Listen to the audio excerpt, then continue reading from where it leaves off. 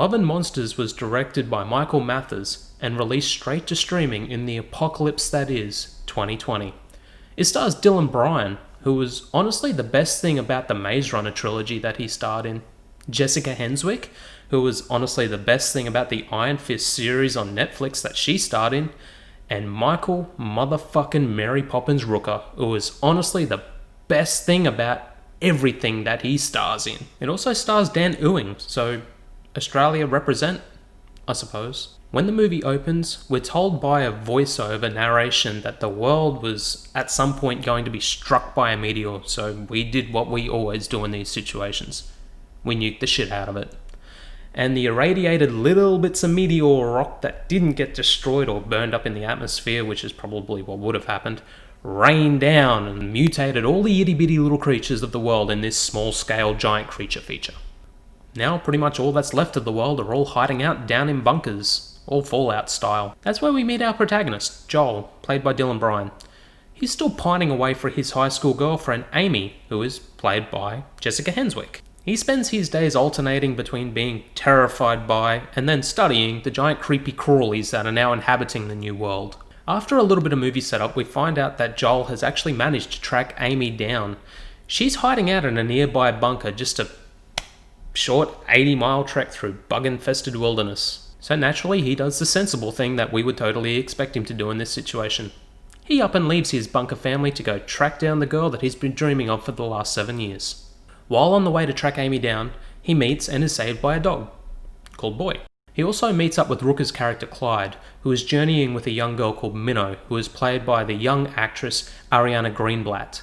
If she looks familiar, she actually played young Gamora in Infinity War. I generally think any young characters come off as really annoying in movies like this, but they actually keep her pretty low-key, and the relationship that forms between her and Rooker's character is actually pretty effective and surprisingly emotional. Rooker is also quite solid here, but he's been around for a while. He's kind of a pro at playing these gruff but lovable roles. I'm honestly surprised that Dylan Bryan hasn't become a bigger actor at this point.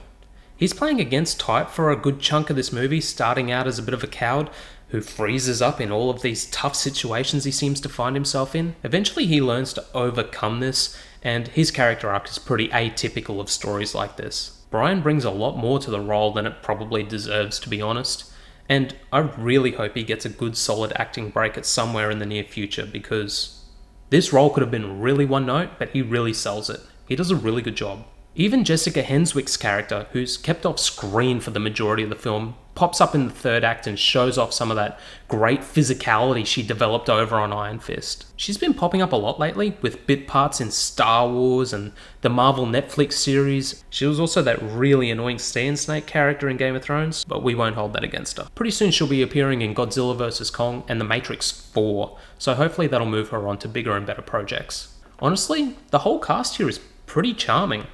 And if it wasn't for the pandemic, I'm sure that this movie would have done pretty well outside of the tentpole release season.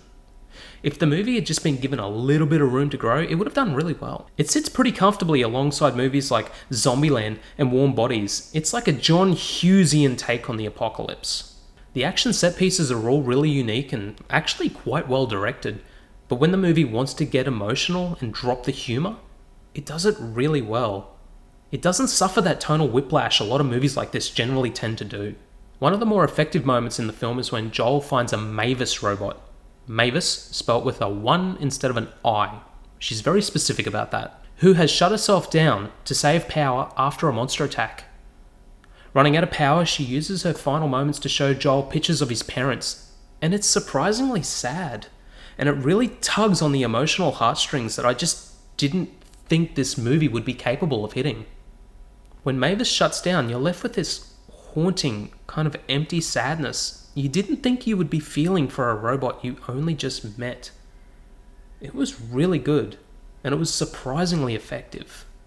Actually, that's pretty much how I would sum this movie up. Surprisingly effective.